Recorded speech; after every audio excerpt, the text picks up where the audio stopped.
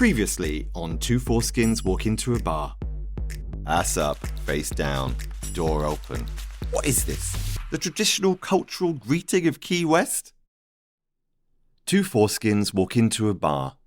Written and performed by Chris Thompson. Season 2, Episode 2. Conversations with Men I've Loved. At first, you were Lionel. Then for a time, you were Robert. Then Lionel again. Then after I broke up with Simon, you were him. Over time, you have morphed into an amalgam, a hypothesis of a man. When I visit my sister in Dubai, you come with me, and when the family has gone to bed, we sit in our room and chat. At my annual family reunion, you keep me company while I make the dinner. I do not sit in the bedroom alone. I do not prepare the meal in silence. When I come off stage and the audience goes home to their lovers, you're backstage telling me you're proud of me. Through the daily grind of insidious, ordinary loneliness, you are there. Of course, one day I hope you will be real, but with my failing body and guarded, angry heart, you are, I fear, likely to remain a spectre. A column of haze on the dance floor. You, the men I have loved, I conjure you by the lack of you. Blake was standing in my doorway. His gold chain necklace caught the light. I'm sorry if I scared you. You were walking and you looked sick. I thought I'd better check on you. I'm fine. Is there someone here? I heard you talking to someone. No. There's no one here. I can stay, if you don't want to be alone. The screen door closed, and Blake's footsteps faded away. And you didn't speak to me again that night. When Blake saw me walk home that first night, he wrote about me in his journal. I'd passed the bar he was drinking in, and he hid from my view when he saw me. He said I looked sad, and I was walking as if I was being followed by a ghost. He sketched me in pencil next to the journal entry. In his drawing, I am walking at a 45-degree angle. My hands are clutching the lower right side of my stomach as if I've sprung a leak and I'm trying to fold myself in half as I walk. He wanted to tear out the page and give the sketch to me, but I was so repulsed by the image he had conjured, though never once doubted its veracity. I couldn't accept. After I'd been there a week or so, I met Jackson. I've changed his name because he's a local radio DJ. He hosted the early morning show, but would secretly record it the night before so he could stay in bed the following morning. On the times I stayed over, he'd stir around 6 a.m., open his blinds to check the weather, hoping it would match the forecast he could currently be heard giving on the radio. One time, he asked me to fake a live phone-in, and I called the radio station to enter a competition, pretending it was 7 in the morning and I was on a morning run. In fact, it was 7 at night and I was on Jackson's porch in a jockstrap. I didn't win the competition on the grounds that this would be unethical. On our first meeting, we went for food first. Jackson outlined in detail how he was looking forward to rimming me. But then, to my horror, he ordered tuna tartare. My jaw dropped in disgust. You're not kissing my bum with that fish breath, I said. I faked a stomach ache and left. We tried again the next night. I suggested we'd meet after we'd eaten. For the amount of men I've hooked up with, it's surprising for some people to hear that each and every meeting fills me with dread. These hookups don't happen easily. Each threshold I cross incurs a toll of anxiety and stress.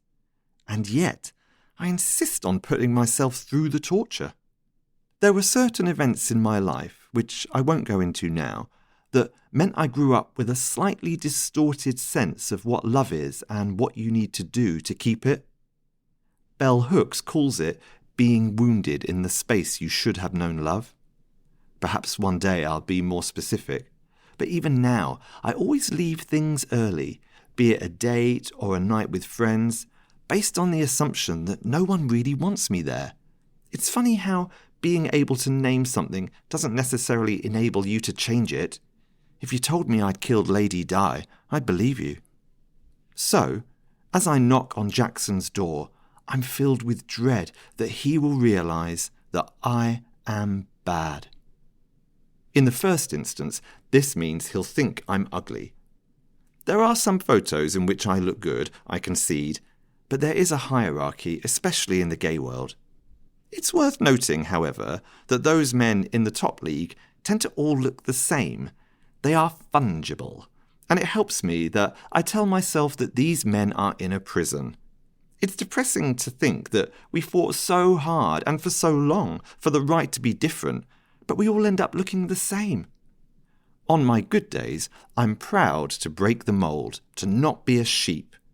On my bad days, I'm an ugly old goat. And yet, there's an anomaly here, which, in the spirit of this scientific inquiry, I feel duty-bound to disclose. All my boyfriends have been hot. Robert, Lionel, Simon, and the guy in New York who broke up with me last week, all of them are objectively hot. In all photos of me when I'm pictured with one of my hot ex-boyfriends, it's an undeniable tale of two cities, Hot Town and Not Town. By now, I've also read enough self-help books to know that confidence is sexy. So, I hide my ugliness and unworthiness, or at least my perception of them, from these men I've loved. And I hope we won't be photographed together, at which point my cover is well and truly blown. In our text exchange, Jackson called me handsome. I get this a lot. Rather than hear the compliment, I hear the words he hasn't said. He hasn't said hot. He hasn't said sexy. He hasn't, because the idea that I am desirable in that way sometimes feels so inconceivable that if a guy does express as much, my automatic response is to assume there's something wrong with him. He's a liar. Oh, he's desperate. He's mocking me. He's a murderer. Interestingly, handsome is the word that most men often use to describe my penis too. Well, they can't say massive, and nowadays, let's face it, they can't really say hard all that often. Therefore, they say handsome. So, as well as a sporadic but deeply held belief that I'm ugly and unlovable, I have a face like a dick. So it follows that as I wait the interminable time for Jackson to open the door, did he spy me through the window and is now hiding behind the couch? I'm in agony. The easiest way to shut out these thoughts is with meditation and mindfulness. Only joking, it's with alcohol. The door opens ajar and Jackson looks me up and down. Then it opens all the way. Hey, handsome. Jackson was stocky, with big muscles and a large, round belly, which was becoming. We both wore sportswear. He, long, broy basketball shorts with no underwear. Free balling for you tonight, Chris. And me, tight, skimpy running shorts and a jockstrap. Once I'm there, I can enjoy it. With the disinhibition afforded by alcohol, or if I'm sober, by the desire demonstrated by my partner, I do feel kind of sexy as I get on my hands and knees and rub my head in Jackson's groin, to save him from having to look at my face. As his hand slides along my spine, down into my buttocks, the fear melts away. Never fully, never entirely, but I do sometimes overpower these thoughts long enough to live presently, sexually, in this moment. Here, with Jackson, and most men I hook up with, I am submissive. It turns me on to a degree, but I must admit that over time, I have devalued and sublimated my own desire for pleasure, and I have to remind myself that I deserve it too. So, I worship Jackson's muscles as requested. First, kneeling on the floor, focusing on his calves and glutes. Later, I stand behind him as he flexes and I stroke each individual muscle and comment keenly on their size and firmness. On my way there, I used a thesaurus to refresh my vocabulary for the task, and Jackson is treated to a barrage of incongruous, ill-fitting synonyms to honour his stony thew. Now, I am to call him Daddy, or Sir, and he wants to edge me. He ties me up and explains this will last a minimum of 1 hour, and if I want to come, I must beg him for it.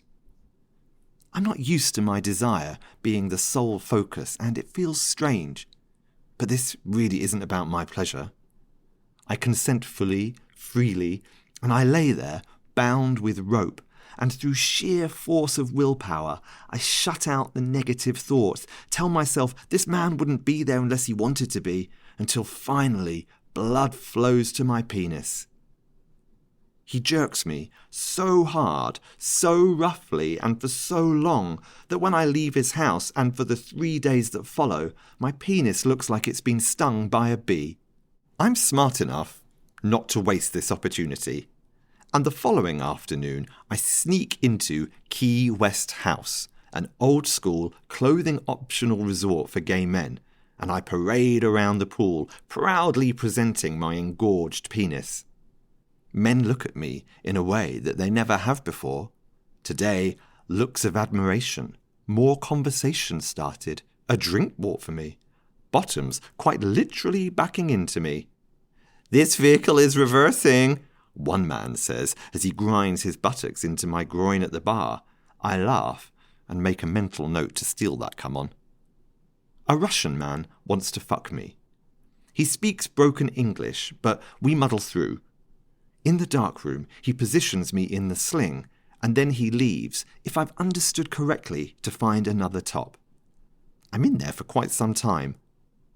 The owner of the establishment comes in. He asks if I'm a member. I'm not, I snuck in. And as punishment, the owner has no issue with reading me the full terms and conditions of entry and charging me for the membership whilst I'm legs akimbo in the sling. The Russian returns alone, but is thrilled to find that I have recruited someone myself, and so the Russian and the owner take it in turns to fuck me. It's rather lovely, actually.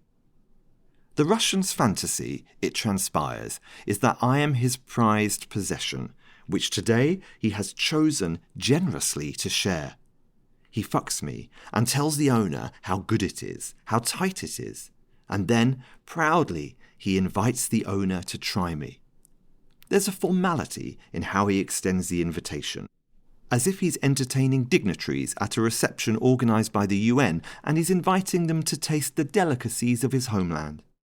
The owner plays along and thanks him graciously, bowing several times with humility as he is ushered towards me by the smiling, noble host. I am spit-roasted to a chorus of compliments about various parts of my body. My tight hole, my throat, which is wet like a pussy, and not least my thick, imposterous cock. As a finale, I'm able to generate my own momentum in the sling, and I swing back and forth on their cocks as they applaud and laugh and praise me. When we finished, the Russian man, whose name he didn't wish to divulge, sat in the corner and wept. The owner and I comforted him, knowing better than to ask the reasons for his tears. Some things a man must face alone, but nevertheless there can be moments of respite from this solemn task. I stroked his hand gently with my thumb, and we 3 men, who languished in the lower leagues of beauty, an unlikely triumvirate, in this dark room in Key West on a humid Wednesday afternoon in May, with a storm rumbling in from Cuba and Donna Summer underscoring our accomplishments, sat and held each other for 30 seconds, no more, each finding his own point of intersection on the graph of pleasure and pain, before walking out into the blinding sun and rejoining this terrible world. At the Airbnb, you looked at my dick and laughed. It was a nice laugh. I only allow you to be nice to me. It's the prerogative of he who has summoned, we both agree. So I covered my penis with a bag of frozen peas and attended to my Zoom call. On the Valentine's Day after my second surgery, I was recovering alone in my flat in London. I was unable to move much and was having panic attacks as well as physical complications from the surgery. We were still in lockdown, and I had been rushed into hospital several times in an ambulance after collapsing at home, the fear for each time being that I was about to die. In a moment of lucidity, I posted a message to my bowel cancer support group. In this message, I acknowledged those of us who were single and fighting cancer. So many posts in this group were about people effusively thanking their partner. No one, it seems, knew how they would do it without them. But there was a constituency of us doing just that. So I sent all the single bowel cancer patients in this group some love on Valentine's Day, and from that, an informal support group called the Cancer Cuties was born. It was, for the most part, a group of middle-aged divorced women and me, who you could also argue met that description, and most sessions involved white wine and moaning about men. When I joined the call from Key West with a bag of frozen peas in my lap, Margot was 2 bottles in and was modelling a t-shirt she'd had made with the group slogan printed on it. No more weak and disappointing men. I declared it drunkenly one time, but it was Margot's idea to put it on t-shirts. The ladies still weren't used to seeing me sat upright. Most of the sessions, I was too unwell to sit up, and I conducted business supine. When it came to light that I had a master's in social work, I was unofficially made the resident group leader, but we'd each take it in turns to say whatever was on our mind, without judgment. Margot was estranged from her family, and we never knew why. Fatima's children had disappointed her in her time of need.